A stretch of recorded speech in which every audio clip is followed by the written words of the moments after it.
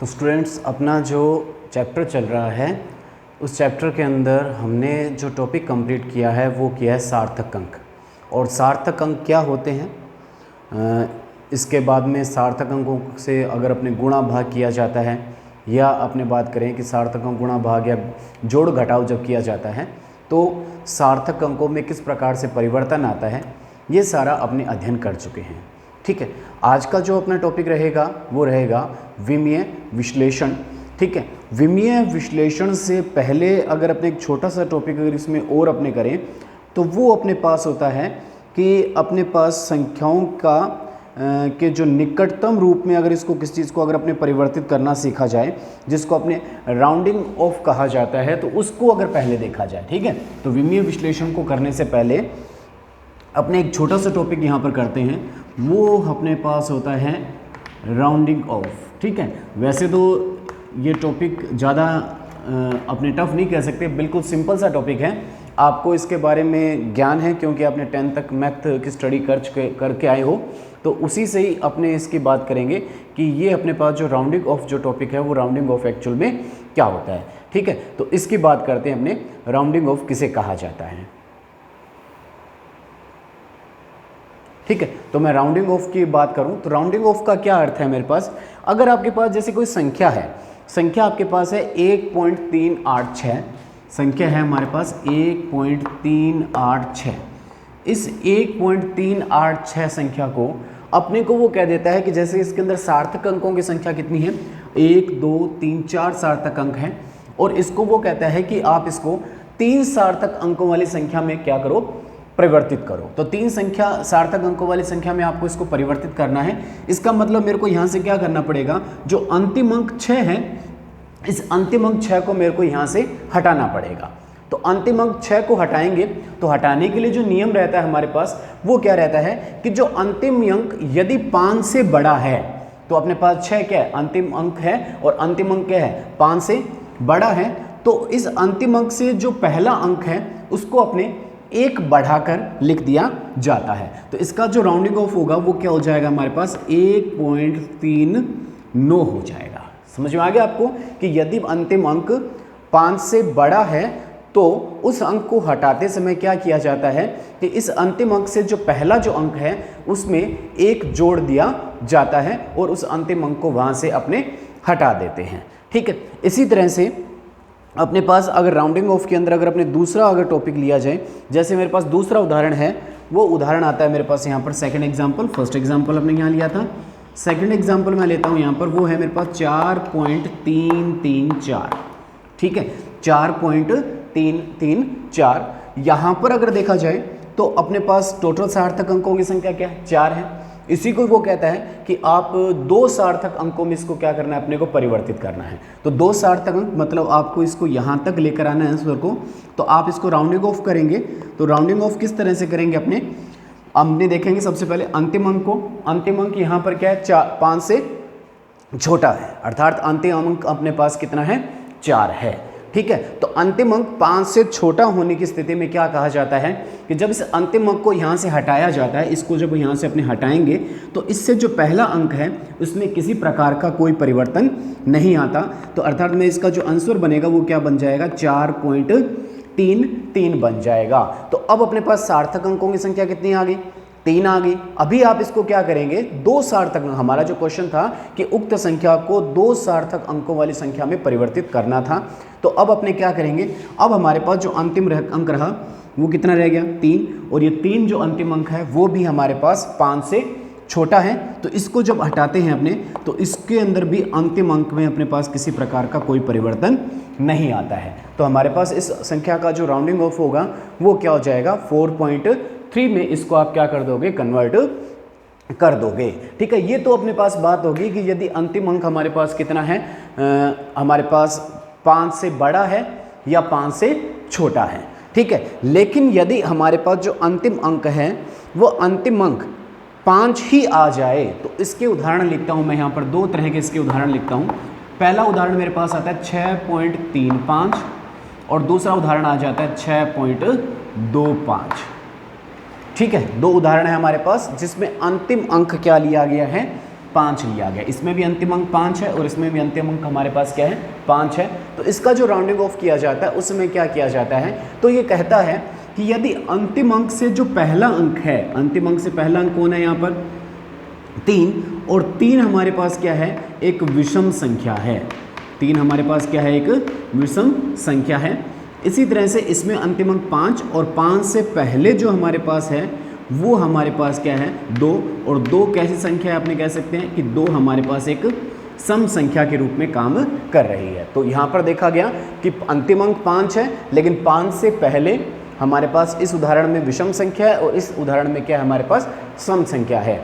तो वो कहता है नियम अपने को कि यदि 5 से पहले विषम संख्या है तो 5 को हटाते समय इस विषम संख्या में एक जोड़ दिया जाएगा, अर्थात इस विषम संख्या को अपने सम संख्या में क्या कर लेंगे परिवर्तित कर देंगे। तो हमारा इस संख्या का जो राउंडिंग ऑफ होगा वो कितना हो जाएगा 6.4 हो जाएगा।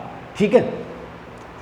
इसी तरह से अपने पास कहता है कि यदि अंतिम अंक हमारे पास क्या है सम संख्या है, तो अंतिम अंक अगर अंतिम अंक से पहला अंक हमारे पास सम संख्या है तो इस 5 को हटाते समय पहले से ये सम है तो अपने को सम में परिवर्तित करने की आवश्यकता नहीं है। इसका जो राउंडिंग ऑफ होगा वो क्या होगा 6.2 होगा, अर्थात अंतिम अंक से जो पहला अंक है वो क्या रहेगा हमारे पास अपरिवर्तित रहेगा, उसको परिवर्तित करने की अपने को यहाँ पर आवश्यकता नहीं रहेगी। ठीक है। तो ये किसी भी संख्या का अगर अपने को राउंडिंग ऑफ अगर करना हो तो राउंडिंग ऑफ किस प्रकार से किया जाता है वो उदाहरणों के रूप में अपने यहाँ पर इसको क्या किया गया है समझा गया है। ठीक है। अब अगर अपने को जैसे एग्जाम में इस पर अगर क्वेश्चन देता है अपने को और वो क्वेश्चन कुछ इस प्रकार से रहता है हमारे लिए, वो कहता है कि निम्नलिखित अपने पास को 3 सार्थक अंकों तक निकटतम कीजिए। ठीक है। प्रश्न हमारे पास है यहाँ पर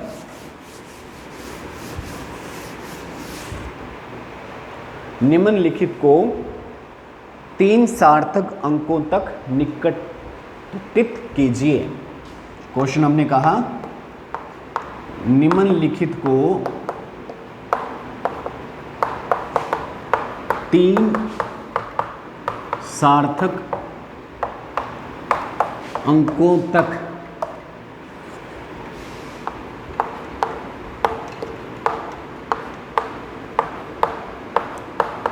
ठीक है निकटित कीजिए। ये हमारे पास क्वेश्चन है और इस क्वेश्चन में अपने को यहाँ पर जो संख्या दे रखी है वो पहली संख्या है 34.216। तो 34.216 34.216। अब आपके अंदर इसमें अगर इस संख्या में देखा जाए तो कुल सार्थक अंक हमारे पास कितने हैं 1 2 3 4 5 सार्थक अंक है। और आपको इसका जो क्वेश्चन पूछा है उसमें वो कह रहे हैं कि इसको किस में बदलना है 3 सार्थक अंकों तक परिवर्तित करना है। और इस संख्या में हमारे पास जो सार्थक अंक हैं वो सार्थक अंक हमारे पास कितने हैं, यहाँ पर इस संख्या के अंदर 5 सार्थक अंक हमारे पास हैं। और इसको किस में परिवर्तित करना है 3 सार्थक अंकों वाली संख्या में अपने को परिवर्तित करना है। तो किस प्रकार परिवर्तित करेंगे, अंतिम अंक को देखा जाएगा।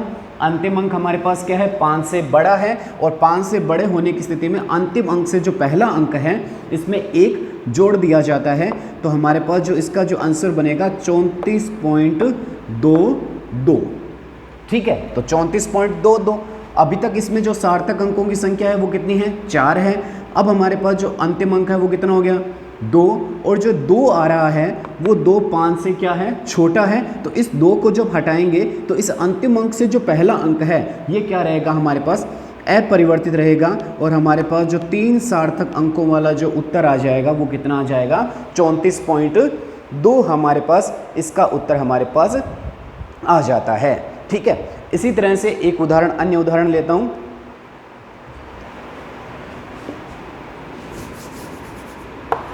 दूसरा उदाहरण है मेरे पास 0.4597।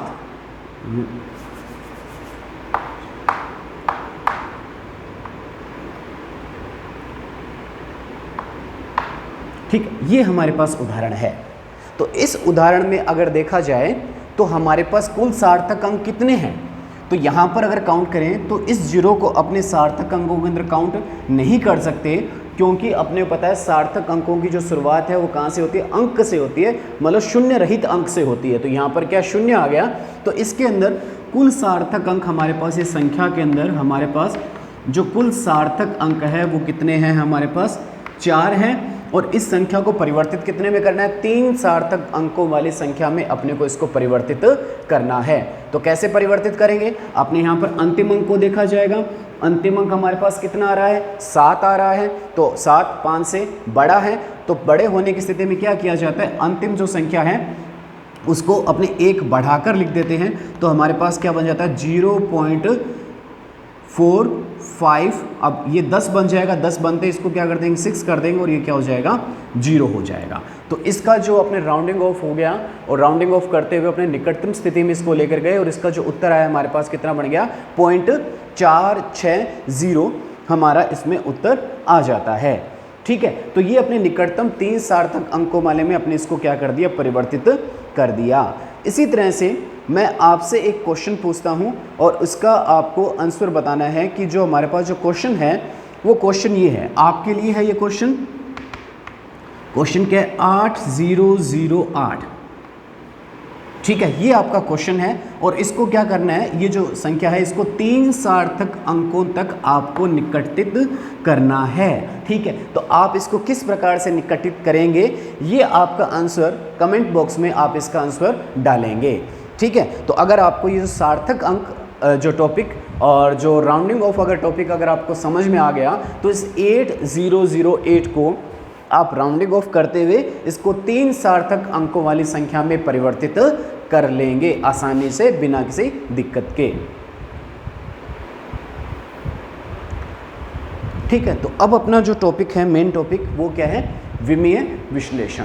विमीय विश्लेषण से क्या अर्थ है कि हमारे पास जो मात्रक की एक पद्धति है उस एक पद्धति को दूसरी पद्धति में किस प्रकार से परिवर्तित किया जाए। जैसे मैंने आपको केमिस्ट्री के अंदर तो सिर्फ मात्रक की एक ही पद्धति का जिक्र किया है जो हमारे काम की है और वो कौन सी है, SI पद्धति, अंतर्राष्ट्रीय जो मानक पद्धति है इसी का ही अपने जिक्र किया है। लेकिन फिजिक्स में हमने आपने CGS, MKS विभिन्न प्रकार की मात्रक पद्धतियों के बारे में आपने अध्ययन किया है। ठीक है, तो अपने वो मात्रकों को अपने को किस में परिवर्तित करना है, SI मात्रक पद्धति के अंदर क्या करना है, परिवर्तित करना है। क्योंकि जो रसायन विज्ञान के अंदर जितने भी जो न्यूमेरिकल किए जाएंगे उन सभी के अंदर अपने SI मात्रक पद्धति का ही प्रयोग किया जाता है। जैसे अगर आपको डिग्री सेल्सियस अगर पैमाना दिया गया है तो उस डिग्री सेल्सियस पैमाने को आप किस में परिवर्तित करेंगे, केल्विन पैमाने के अंदर परिवर्तित आपको करना पड़ेगा। तो आपको डिग्री सेल्सियस और केल्विन पैमाने के अंदर संबंध है उस संबंध के बारे में आपको जानकारी होना आवश्यक है, तभी आप मात्रक को एक मात्रक को दूसरे मात्रक में आसानी से परिवर्तित कर सकते हो। तो यहाँ पर विमीय विश्लेषण के अंदर जो मात्रक को एक मात्रक से दूसरी पद्धति में परिवर्तित करने के लिए अपने जो विभिन्न विधियाँ प्रयोग में लेते हैं उसमें जो विधियाँ आती है हमारे पास वो कौन कौन सी हो सकती है। पहली जो विधि है वो हमारे पास हो सकती है गुणक लेबल विधि। पहली विधि को अपने क्या नाम देते हैं, गुणक लेबल विधि। ठीक है, जिसके अंदर अपने इसी तरह से दूसरी हमारे पास है इकाई गुणक विधि।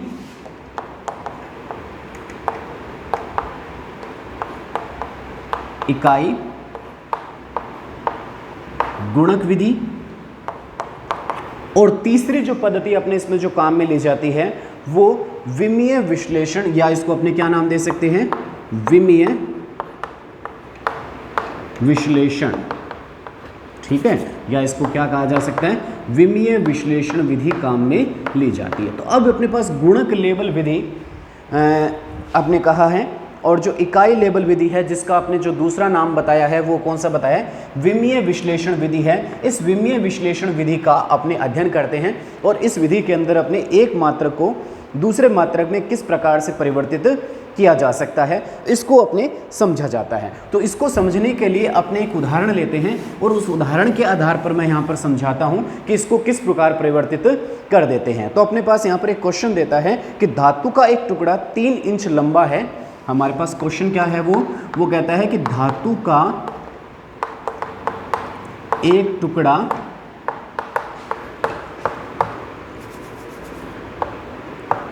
3 इंच लंबा है। ये हमारे का क्वेश्चन है कि धातु का एक कोई टुकड़ा लिया गया है जिसकी लंबाई कितनी है, हमारे पास 3 इंच लंबाई है। इसे सेंटीमीटर में इसकी लंबाई क्या होगी। ठीक है, तो आपके क्वेश्चन क्या है कि सेंटीमीटर में इसकी लंबाई क्या होगी, ये हमारे लिए क्वेश्चन है। ठीक है, तो आपको यहां पर मतलब एक धातु का जो टुकड़ा जिसकी लंबाई 3 इंच है, उस 3 इंच लंबाई को किस में परिवर्तित करना है, सेंटीमीटर लंबाई में परिवर्तित करना है। तो इसका अर्थ यहाँ पर आ गया कि आपको इंच और सेंटीमीटर में आपको संबंध पता होना चाहिए। जो संबंध क्या होता है हमारे पास, जो 1 इंच है वो 1 इंच 2.54 सेंटीमीटर के इक्वल होता है। तो जो 1 इंच लंबाई है वो 1 इंच लंबाई किसके बराबर होती है, 2.54 सेंटीमीटर के इक्वल होती है। ठीक है, तो ये जो चीज़ आपने लिखी है इसे अपने समीकरण रूप में अगर लिखते हैं तो समीकरण रूप में अपने इसको कैसे लिखा जा सकता है, आपने इसको कह सकते हैं कि जो 1 inch divide by 2.54 centimetre equal 2.54 centimetre बटे में 1 इंच। ठीक है, तो इस जो अपने यहाँ पर जो ये संबंध है, इस संबंध को अपने इस समीकरण के रूप में यहाँ पर क्या कर दिया, अपने व्यक्त कर दिया। तो यहाँ पर आप देखें कि जो 1 इंच बटे में 2.54 सेंटीमीटर या 2.54 सेंटीमीटर बटे में 1 इंच जो लिखा गया है वो दोनों ही 1 के बराबर हैं, अर्थात इन दोनों का इकाई गुणक कहते हैं। ये दोनों किसके बराबर हैं, 1 के बराबर है। इस चीज को अपने क्या कहा जाता है, इकाई गुणक कहा जाता है। ठीक है, इस संबंध को क्या कहा जाता है, अपने इकाई गुणक संबंध इसको कहा जाता है। तो इस संबंध के अंदर अपने व्यक्त किया और इन अपने कहे कि यदि किसी संख्या को का जो गुणा है इन इकाई गुणकों से किया जाए तो वह संख्या क्या रहती है, अपरिवर्तित रहती है। ठीक है, तो वो क्या कहता है, यदि किसी संख्या का गुणा इस इकाई गुणक से किया जाए, किसी भी संख्या का गुणा इस इकाई गुणक से अगर किया जाए तो वो अपने पास जो संख्या है वो संख्या क्या रहती है, हमारे पास अपरिवर्तित रहती है, अर्थात उसमें किसी प्रकार का कोई परिवर्तन नहीं आता। ठीक है, तो जैसे अपने पास यहाँ पर कहा गया अपना जो संबंध है वो कितना है, 3 है। तो इसको अपने जो गुणा अगर कितने से किया जाए, 3 से अगर इसको गुणा किया जाए, इस इकाई गुणक को कितने से गुणा करते हैं, अपने 3 से अगर गुणा करते हैं तो हमारे पास जो संख्या आती है वो क्या आती है,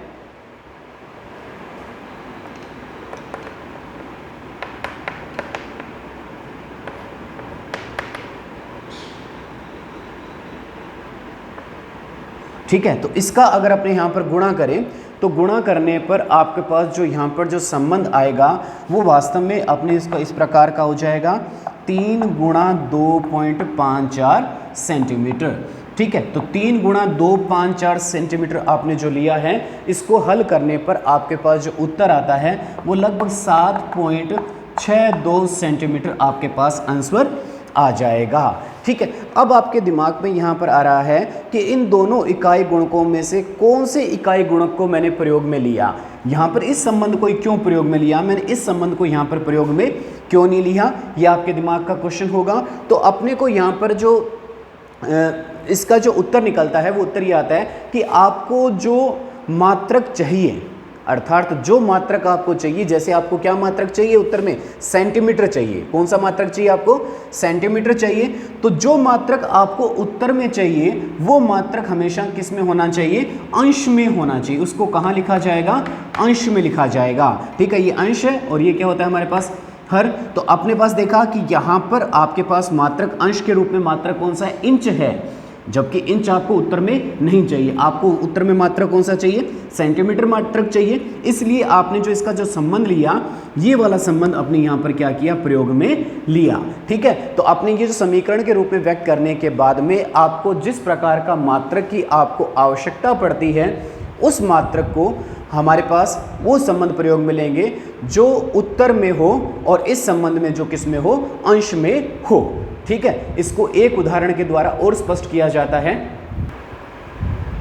तो आपके लिए यहां पर दूसरा क्वेश्चन है, वो कहता है एक जग में 2 लीटर दूध है, दूध का आयतन मीटर क्यूब में ज्ञात कीजिए। ठीक है, तो जग में अपने पास कितना है, 2 लीटर दूध है। तो आपको यहाँ पर संबंध पता है कि जो 1 लीटर है वो 1 लीटर 1000 सेंटीमीटर क्यूब के क्या होता है, इक्वल होता है। ठीक है, तो ये लीटर और किस में संबंध हो जाता है, सेंटीमीटर क्यूब में हमारे पास संबंध है। इसी तरह से जो 1 मीटर है उस 1 मीटर में आपको पता है कितने सेंटीमीटर होते हैं, 100 सेंटीमीटर हमारे पास होते हैं। ठीक है, तो आपको परिवर्तित किस में करना है, मीटर में कन्वर्ट करना है, लेकिन 1 लीटर किसके बराबर होता है, 1000 सेंटीमीटर क्यूब के क्या होता है, बराबर होता है।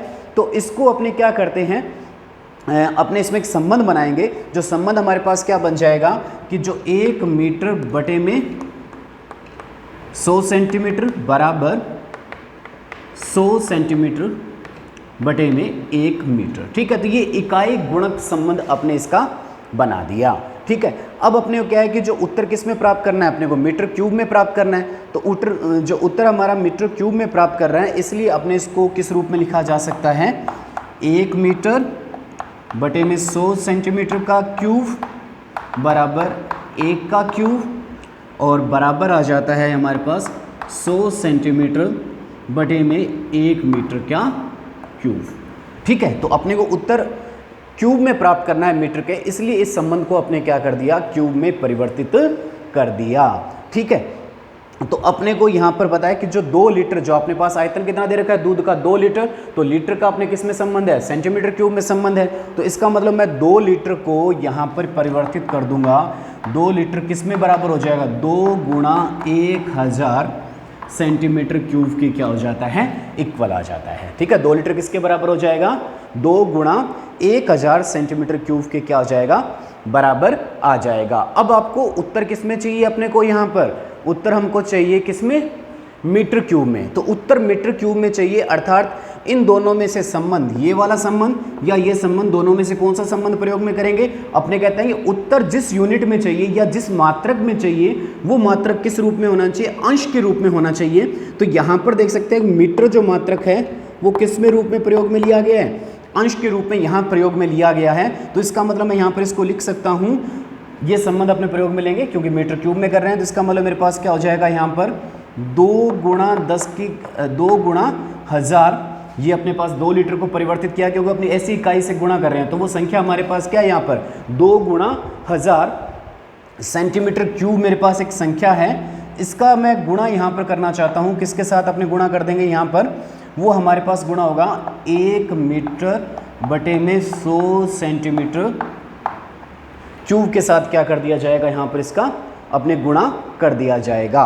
ठीक है, तो इसको मैं यहाँ पर क्या लिख सकता हूँ, ये हमारे पास क्या बन गया, इस संख्या को अगर अपने परिवर्तित करना चाहें तो इस संख्या का जो परिवर्तित रूप जो मेरे पास आएगा वो क्या आ जाएगा,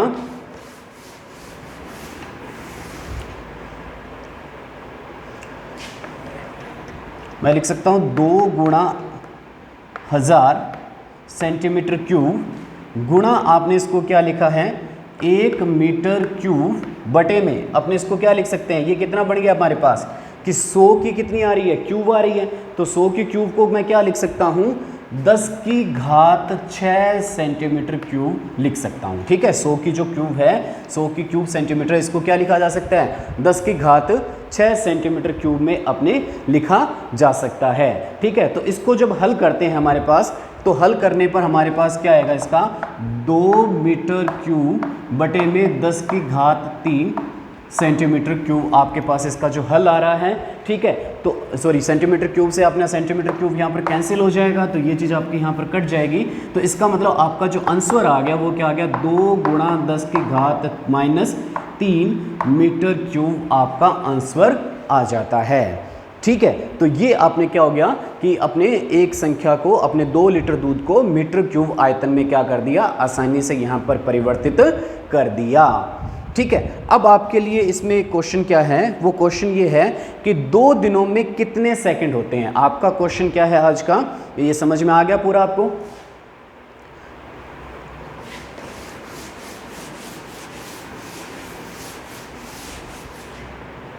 आपके लिए क्वेश्चन है, वो क्वेश्चन क्या कर रहा है कि 2 दिन में कितने सेकंड होते हैं।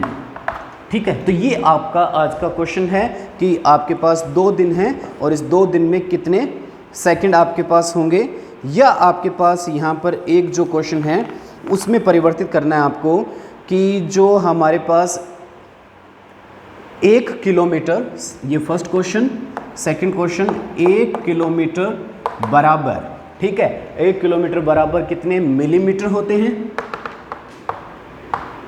ठीक है, 1 किलोमीटर में कितने मिलीमीटर होते हैं और 1 किलोमीटर में कितने पिकोमीटर होते हैं। ठीक है, क्वेश्चन क्या है, 1 किलोमीटर में कितने मिलीमीटर होते हैं या कितने पिकोमीटर होते हैं, ये आपका यहाँ पर क्वेश्चन है। या आपने यहाँ पर ये कह सकते हैं थर्ड क्वेश्चन अपने लिए यहाँ पर क्या रहता है इसका, वो रहता है कि 1 मिलीग्राम में कितने किलोग्राम हैं, या अपने कह सकते हैं इसको जो दूसरी चीज़ बनती है कितने उसमें नैनोग्राम है। ठीक है, तो ये जो क्वेश्चन है वो क्वेश्चन आप सॉल्व करेंगे और सॉल्व करके आप मेरे को ये सेंड करेंगे।